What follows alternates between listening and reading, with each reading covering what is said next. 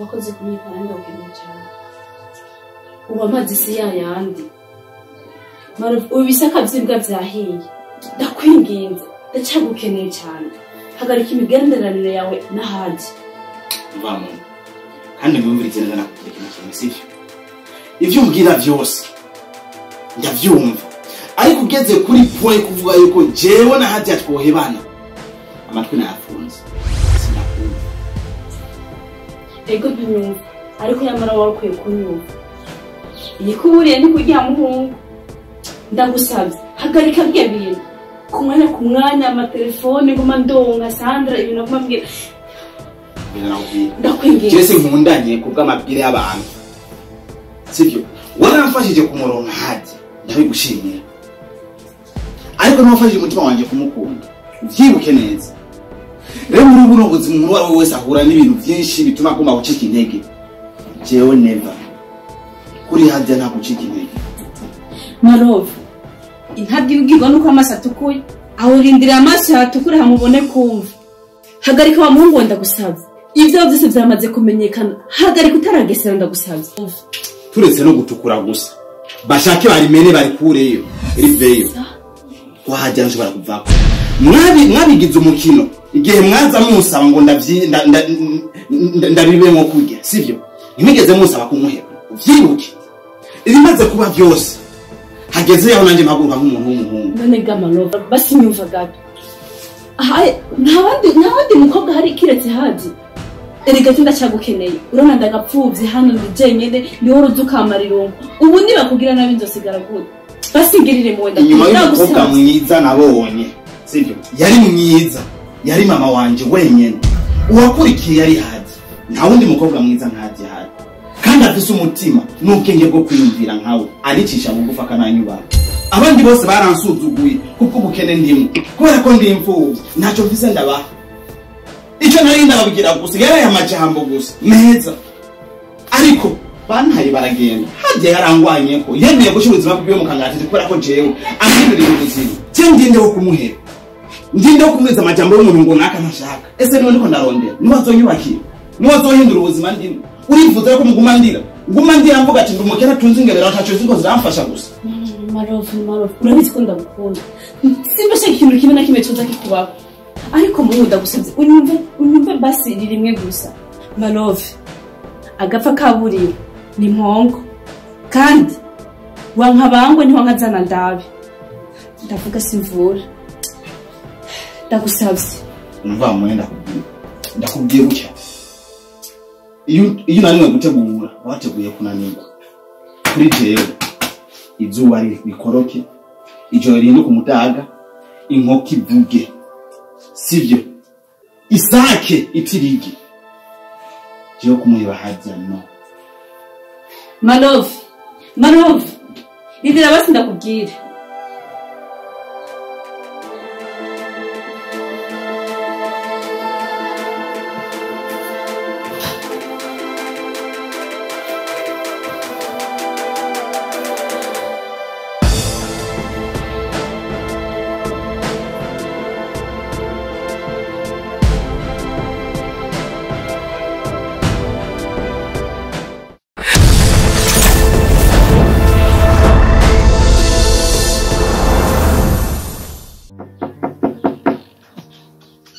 abo ngaha za mwiriwe bibi mwiriwe neza mwiriwe bibi muraho yego turakomeye yego nibaze jewe ko mutanzi ngabo jewe nari maze kuza ngaha naraje ngaha rimwe siho waruje none wo narondera ndamuronka umuhamagarira yinde je ndondera Farhana jewe maze kuza ngaha ishuri bayigira kabiri ndi muramukazi wa Farhana ndi mushiki w'umugabo wiwe hariho ibintu by'ibibazo biri mu rugo nabona yuko umengo niwe yobikemura nanje kumuraba ufashe umuhamagarire aho yoba ari canke namba wamutumye ndamurindi mama Farhana si haje mumbwire gutyo ya ntaho hari yaragiye hehe rekera ko mwamuriye mukamujyagumba yaragiye yo Farhana mana bibi mukimwibuka ndangira hano yo baragiye je ndahamusanga yibutsa amazi yararenze inkombe bekaye mu yagiye he Farhana kayemo aguresha musazanje aramujije amahoro ndamumuronderere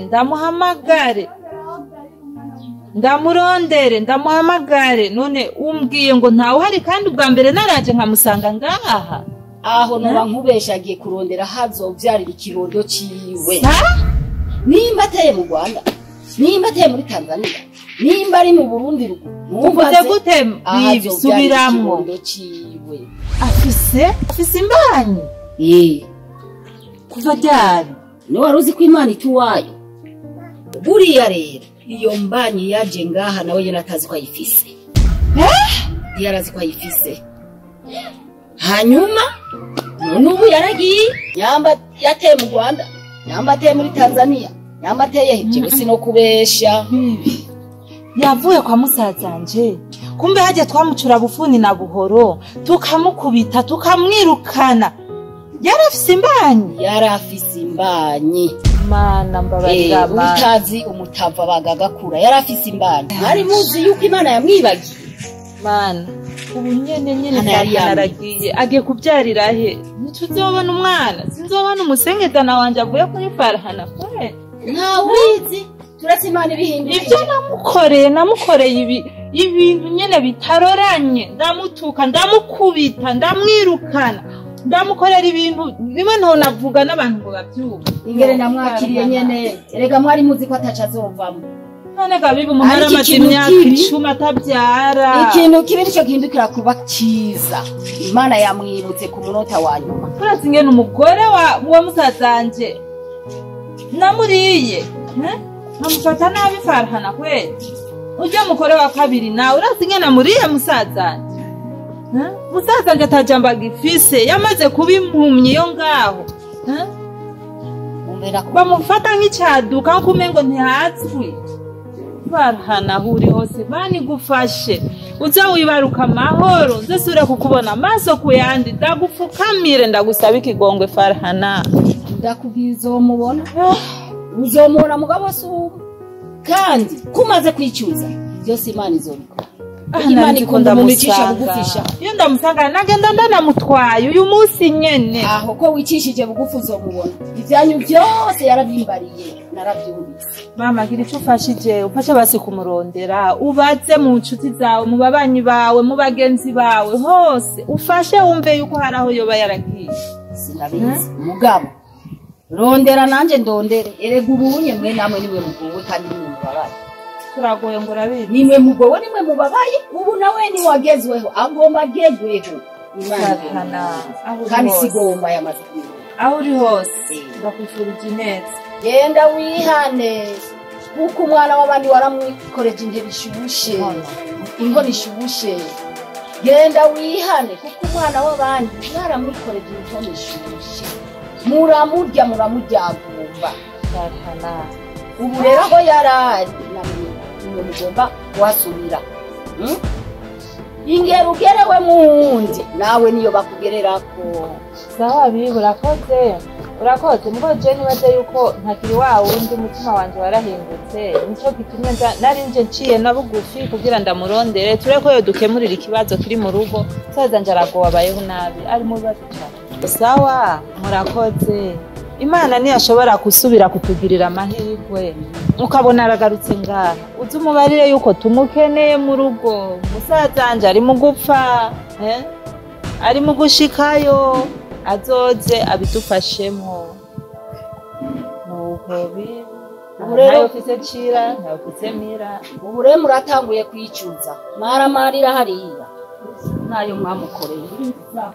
sawa bibi wivugire ubasha bwo kuvuga icyo ushaka cyose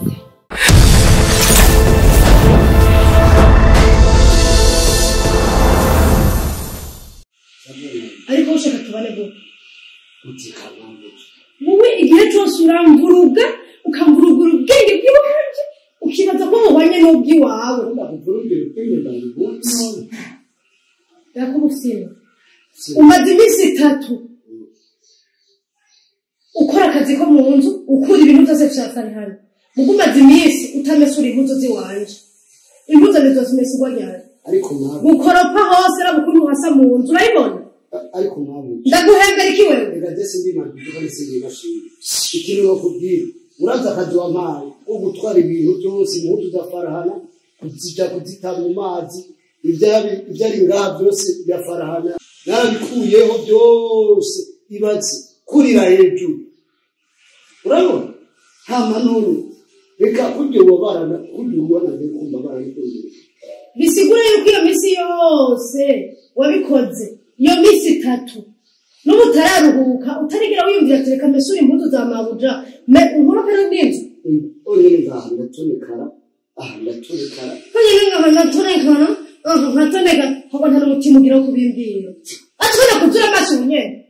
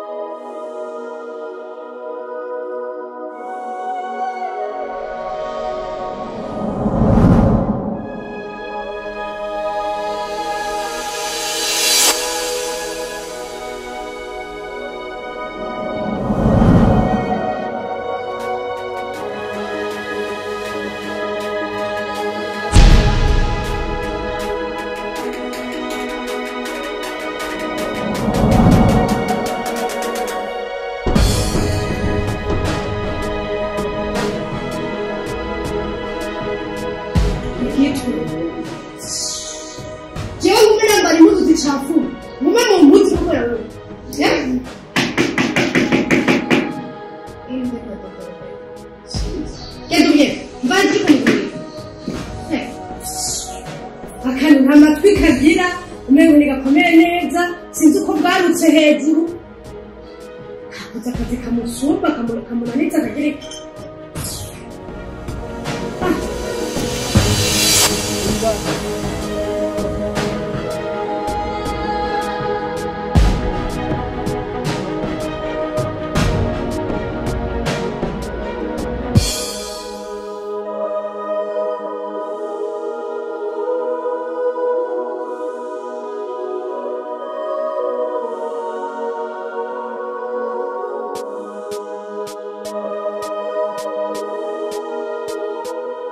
Nivyo ngaha kwera ibintu birasesemye biranashisha babuja nasanze ari umumama ashaka akazi kandi arashonje arazi kumesa yanyeretse kuko amahesi nye biragenda yazi icara ngaha kunewe arazi akazi arazi kumesura owana umenya ni mashi mada n'ikiragi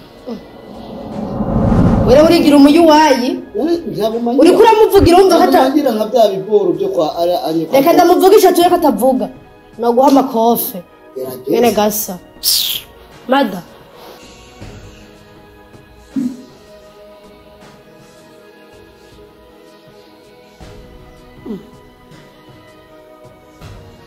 arumva ariko ntapfuka umucurugo none uva hehe uruwa hehe wewe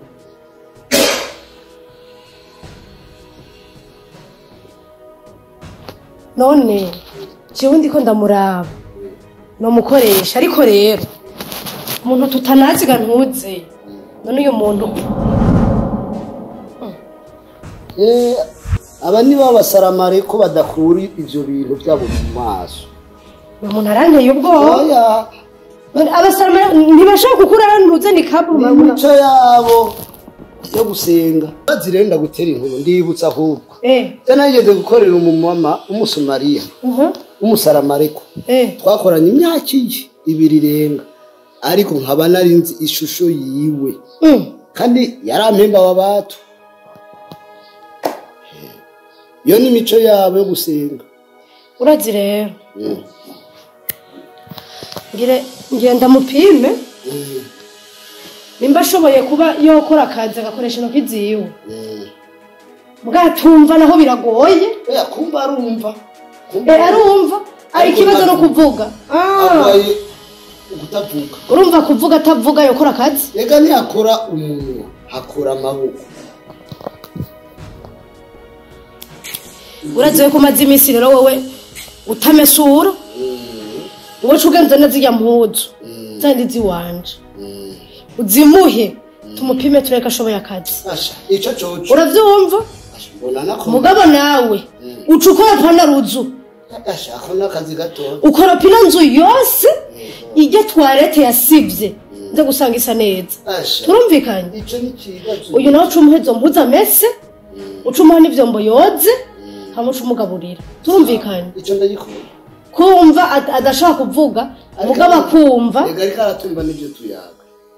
uratwumva neza neza cane sa rero reka tumupime turabe iyo bija Genda genda umujane umwereke icumba kimwe kiri hariya hanze ashikireyo reka mana we asha ubu rero ndatomboye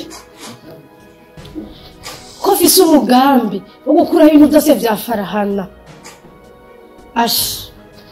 duce ndagakuraho kagaposho kagenda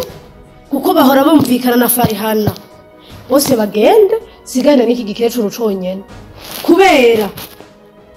kagaposho kari kangeza ahantu no kari gasigaye kari mu bintu vya Farahana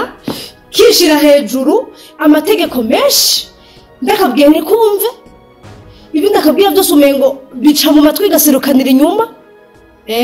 asha kadakara ngo umuntu agasubirira ndakurahiye reka ngehe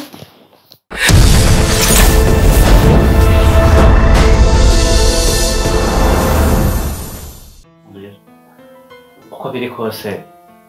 nta muhari ndakujya nta mwidogo sindanakwidogera n'ukuri kuba cyatsi n'aka karyo umpaye ahubwo ni bwa butungane buri muri wewe ni ya mico n'imigenzo iri muri wewe ni bwa buntu buri muri wewe Munira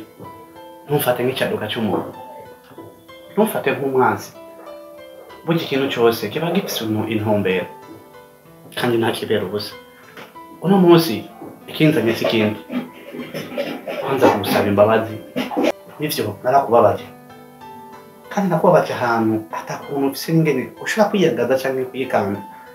ariko byose byari bifise impamvu Munira naje iwawe nje kuharondera amahoro uriya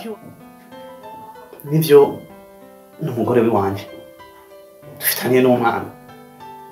kandi turabana ariko buriya kugira ngo niyumvire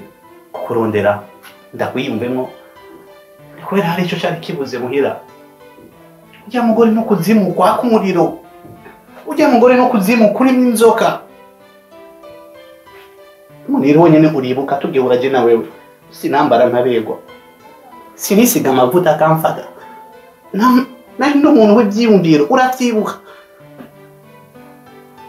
ariko maze guhura n'umubiri washize ku murongo uranyibagiza bijya byose nakuyemo n'ingwe yambaye agasato k'intama nta mico nta migenzo ntazi cyari cy'umugabo nta mbibe ambwira icyo yishakiye ahubwo atabara abana nje mba naramutaye nabonye yuko nzoba ntaye abana banje mu kaga nzoba ndabinigiye n'amaboko y'uwanje abiri hanze guhura nawe umutima umbwira yuko hari ubufasha mu kuronkako Munira kuvuga menshi siko kuyamara kinzane ngaha just kuvuga pardon kucha kubabaje cyose guca cyo cyose wabonye yuko atari sawa just I'm sorry ariko cyakibaza ndacyagikeneye nireo tamaya mahigo ya nyuma uzorumanisa mbona muranguva uzorumambye mbona simboni yo ndiko ndaja niyo ndiko ndava niwe wari buryo wari bubamfu please ndakwinginze Sunny, you are sorry. But kuvuga ngo jewe nze ku umugore wa kabiri nje kwihari iwanje ntigishoboka. Uriko uranyumva n'amatwi yawe ukarabi ndakumva cyane warababaye waratuntuye ariko ibyo byose ntibyotuma mpindura ingingo nafashe ko sindi wa mukobwa atuma ingo z'abantu zisambuka, ahubwo ndi wa mukobwa yokora icyo ashoboye cyose kugira ngo ingo z'abantu zimererwe neza zubakike. So kumva yuko je nawe twabandanya vyibagire ubikure mu mutwe ndabigusavye. Ivyo kosa ntaryo nokora kuza kwihaja ntibishoboka. Ahubwo icyo mbona genda wicarike umugore wawe muganire ibibazo vyanyu, niwe mutwe w'urugo, wicarana n'umugore wawe n'abana bawe kandi wanambwiye ko ukunda n'abana bawe. Ivyo ni vyiza, uri umugabo mwiza yumva atohemukira abana biwe. So rero genda wicarike umuryango wawe muganire mutunganye ibibazo byose, ni wowe mutwe, ni wowe mutwe, ni wowe vyose. Imana izobigufasha hanyuma nanje naragukunze cyane kandi igihe nkunda simbangikanya sinigenda kubangikanya n'umusuma. Rero wavuze ngo warambabaje ahantu ntashaka kwiyagaza, koko narakomeretse, ariko mu ijuru hari Imana ivura ibikomere. Ivyanje vyibagire kandi nawe Imana izobana nawe, ariko ugenda utunganye urugo rwawe amajewe nyibagire. Imana izongirira neza nanje, nimba yarabonye ko nagize umutima kudasambura urugo rwawe, nanje nta kosa azonyubakira. Icyo numva ndakubwira Munero, urakoze icyo ukoze si cya bose, kandi sinzigera nicuza guhura nawe we. Urakoze ku mpanuro za kibyeyi umpaye, urakoze si bya bose, kandi sinzigera nicuza guhura nawe mu buzima. Wambere mu ngirakamaro, you still the best, kandi uzi kwa muri ngirakamaro. Uramaye kubaka umuryango nk'abafise ari batatu, Ashraf, Ayash, Arshad, uko ari batatu. Ndakwemeje ko ngiye kubikora, wallahi ndarahiye ngiye kubikora, ariko ndagusabye ikintu kimwe gusa cyonyine. Abarundi twamye turi bamwe dusenyera ku mugozi umwe, zo kwa muri hafi yanjye. Naho ndagusabye n'ikintu, umuti umpaye uragerageza kuwunyumvisha na madamu. Salif, imbere y'Imana nta kintu. Of course, yes. Uri umugabo mwiza, Thank you. uvuga neza. Merci. Usibye ivyo nabonye, nta kindi kintu kibi nari ndigera ndakubonako. Urumva navyo bikoreshejwe n'ivyo umugore wawe ukorera. Ariko nagira ngo gutekera impanuro rimwe, nkuko nawe warugerageje kumbwira nzokube hafi, nzogume hafi yawe ngishike ndagisaza, koko nzobikora. Ariko nawe nyemerera ijambo rimwe ngira nkubwire, burya umugabo arinda kaje. Si ibintu ibyo byose bizogutera bizogushikira guhama ucuta ubunge ugende. No, hangana navyo gushika utsinze. Sibyo kumva ko ushira imbere kunanirwa, ikibazo kiraje reka ndagihunge, ushobora kugihunga ariko ukongera uhagisanga imbere. Waraje uhungire wanje, uzingo ntavyo nzomenya, ariko no munsi ndabimenya. Baca umugani mu Kirundi ngo ntungugwa Yakimadije amaguru. Yeah. Urawuzi? Ndagusubiremo. Ntungugwa yakimajije amaguru. Heza cyane. Genda urwane ikigabo. Imana izobane nawe. Thank you. Amen. Kuvuga menshi siko kuyamara. Kandi akaryoshye ni kamana bidamu. Akaryoshye ni gahora mu gitambo. Akoze. Thank you. Ngiye kubikora. Bonne chance. Merci.